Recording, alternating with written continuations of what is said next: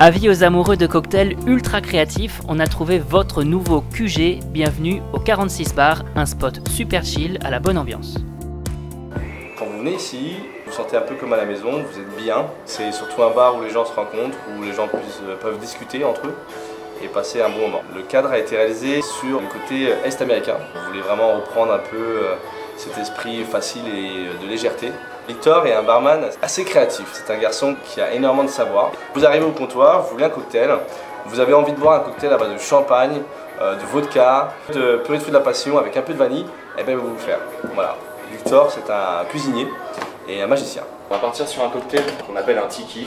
En général, un assemblage de plusieurs rhums différents. On commence toujours par le sucre et c'est le plus important.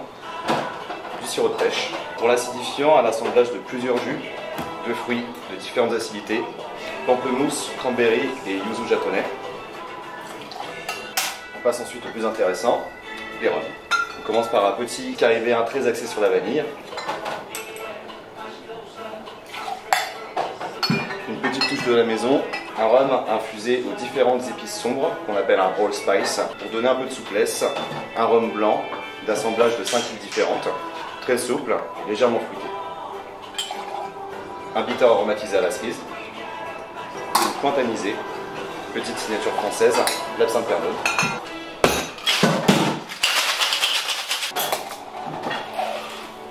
Bien faire comprendre qu'on est sur de l'acidité, une petite tranche de citron bien déshydraté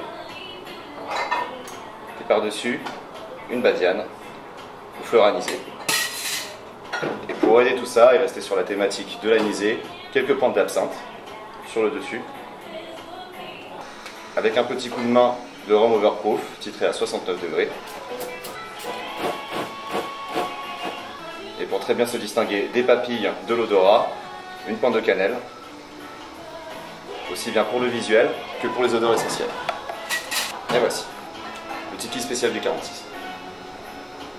Pour ce deuxième cocktail, on part sur un type de cocktail très demandé chez nous, qui rappelle un petit peu l'âge d'or de la piraterie et la compagnie des Indes. Donc pour commencer avec notre petite touche anglaise, un sirop de thé Earl Grey assemblé avec un peu de sencha, fait maison. L'ingrédient principal d'un sour traditionnel, le blanc d'œuf. Le jus de citron doit être le plus frais possible. Notre spiritueux principal, le gin. Un gin de juniper plutôt sec est en général le mieux pour que, avec tous ces arômes différents, le côté sec du gin puisse ressortir. Pour apporter une petite touche de rondeur, légèrement fruitée, du Porto blanc. Parce qu'on sait tous que les Anglais et les Portugais étaient absolument très amis durant cette période.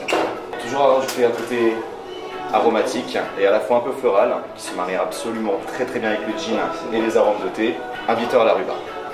La première étape est de shaker traditionnel avec la glace.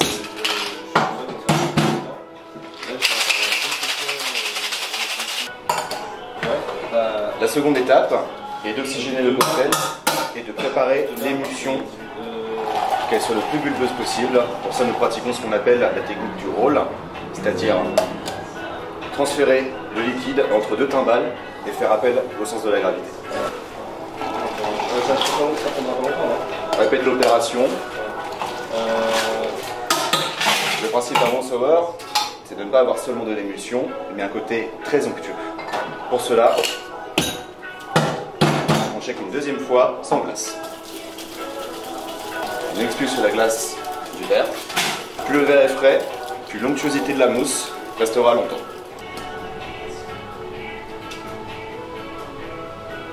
Juste à laisser un peu reposer, que la mousse puisse se séparer du liquide.